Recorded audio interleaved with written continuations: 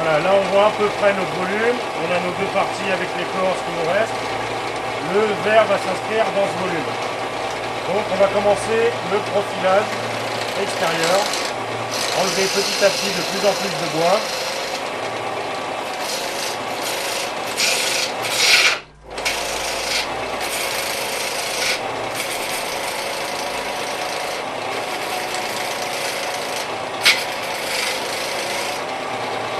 Il faut quand même garder une certaine masse de bois derrière. Parce que si on commence maintenant à trop affiner le pied, il va y avoir des vibrations qui vont se créer à l'intérieur du verre lors du creusage.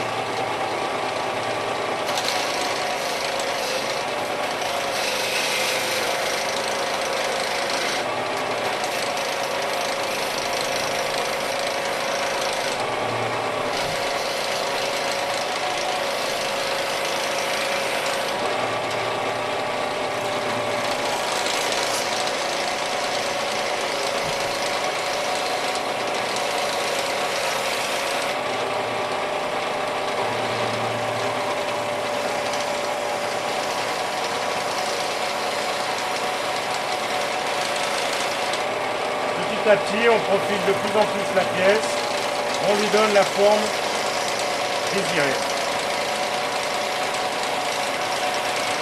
Il ne faut pas hésiter de temps en temps à arrêter le tour, à regarder où on en est. On voit bien qu'on a gardé ici un minimum d'écorce. On voit aussi le pied ici, on a un minimum d'écorce. On commence à deviner le profilage du verre. On va réduire encore un petit peu, mais pas plus, pour les raisons que je vous évoquais tout à l'heure, de risque de vibration après lors du creusage.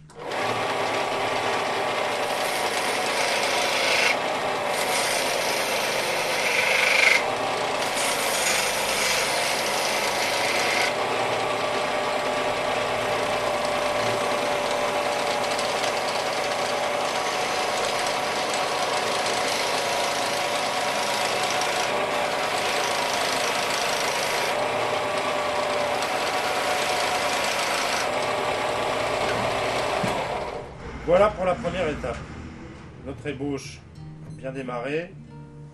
On sait qu'on a notre prise ici, qu'on aura notre petit pied ici, que toute cette partie-là va être affinée. On a notre profil extérieur qui va nous permettre de nous guider dans notre creusage intérieur. Voilà. Donc maintenant, nous allons travailler au mandrin. Alors qu'est-ce qu'un mandrin? C'est tout simplement comme un mandrin de perceuse, pour les bricoleurs qui connaissent.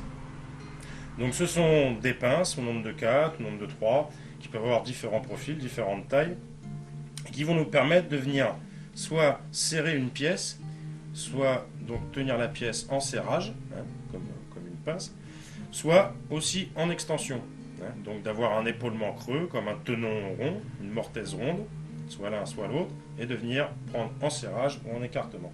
Donc on a démonté la griffe, on monte le mandrin sur le pas de vis du tour.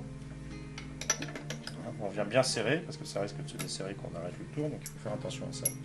Et on va venir monter notre verre, l'ébauche de notre verre qu'on a commencé tout à l'heure. Donc on vient bien plaquer au fond du mandrin, on serre tout doucement. On vérifie le centrage grâce à notre contrepointe.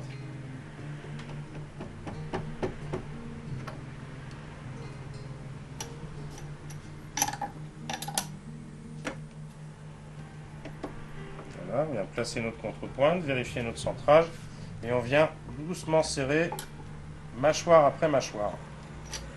Pourquoi bien serrer mâchoire après mâchoire?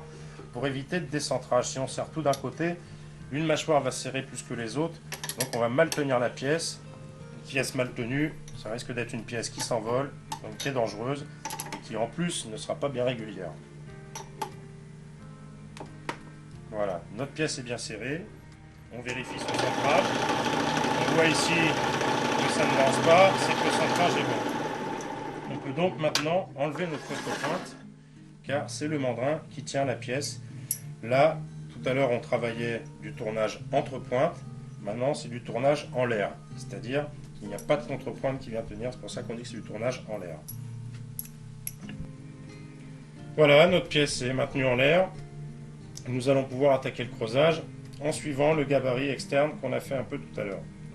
Donc en suivant la forme extérieure qu'on a réalisée. Donc on a placé notre porte-outil, notre papillon, on vient régler la hauteur de coupe au centre de la pièce. On ne vient pas travailler ni au-dessus ni en dessous dans ce cas-là. Donc on travaille avec la gouge à profiler que je vous ai montré tout à l'heure. Donc on peut voir l'affûtage un peu long pour pouvoir venir percer et tirer le copeau vers soi.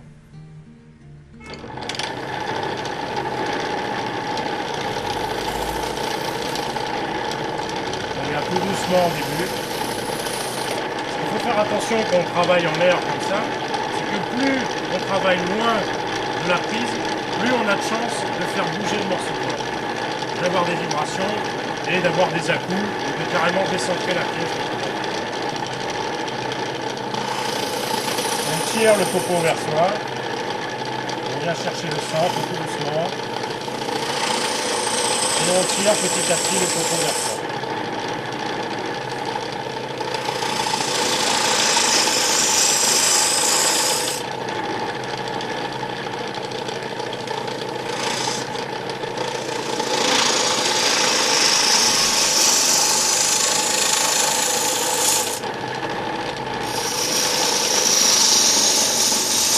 Là maintenant on va commencer à affiner la pièce sur les bords, pas venir tout creuser dès le début en laissant une grosse épaisseur, sinon on va avoir des vibrations qui vont se créer, qu'on va vouloir affiner petit à petit la pièce.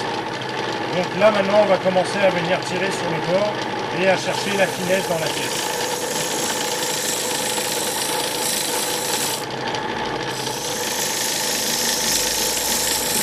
On y va par petites phases successives, on ralentit petit à petit la prise de copeau.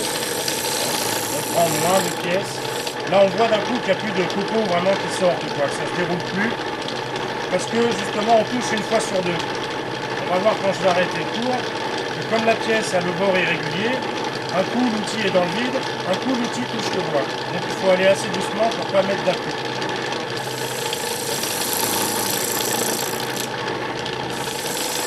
On dégrossit un peu avec la bouche. On affine tout doucement vers l'extérieur.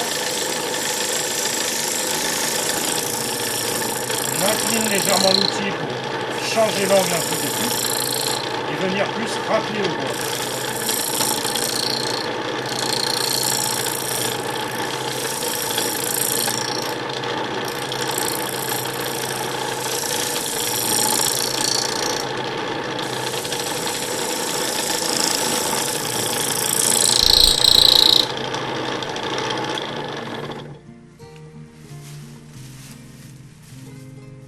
Un peu l'écorce qui se décolle, normal puisque le bois est vert.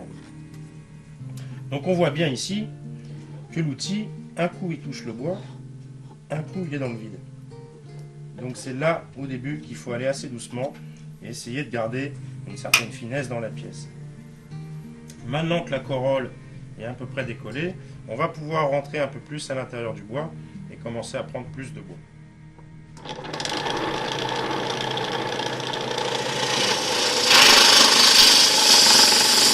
Toujours le même principe, on tire les copeaux vers soi.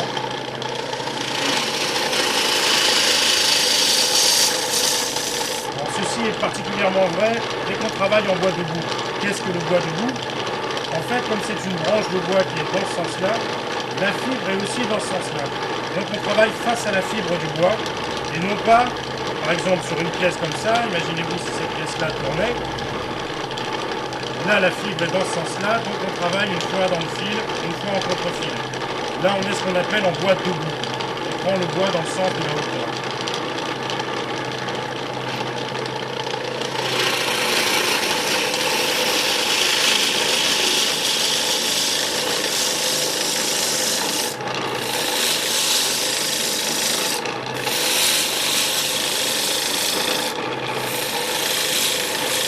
On affine petit à petit la pièce.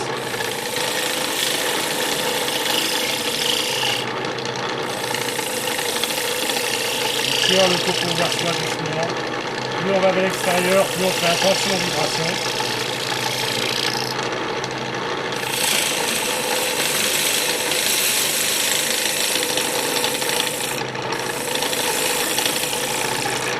Alors on peut vérifier la pièce avec ses doigts, l'épaisseur de la pièce. C'est le meilleur pied à coulisse qui est. Sinon après il existe des outils qui sont faits pour, qu'on appelle des mètres à danser, qui permettent de venir mesurer l'épaisseur d'une pièce. Donc en fait, il suffit de pincer là-bas, et on voit ici l'épaisseur qui reste entre les deux. Voilà. Donc là, c'est de l'ordre d'1,5 mm environ. Ce genre d'outil permet, sur des creusages très profonds, de garder une épaisseur régulière. Chose qui est très importante quand on travaille du bois vert, pour éviter les tensions dans le bois. Donc voilà, petit à petit, on continue notre creusage, on vérifie bien notre épaisseur, comme on a vu avec le mètre dansé. On rapproche un peu maintenant, petit à petit, le porte-outil, de manière à moins de créer. Moins on a d'écart entre le bois et le porte-outil, moins on a de chance de créer des vibrations. Voilà, parce que même si l'acier est quand même très raide, bien sûr, on a toujours des petites vibrations qui peuvent apparaître, qui peuvent un peu gêner pour le tournage.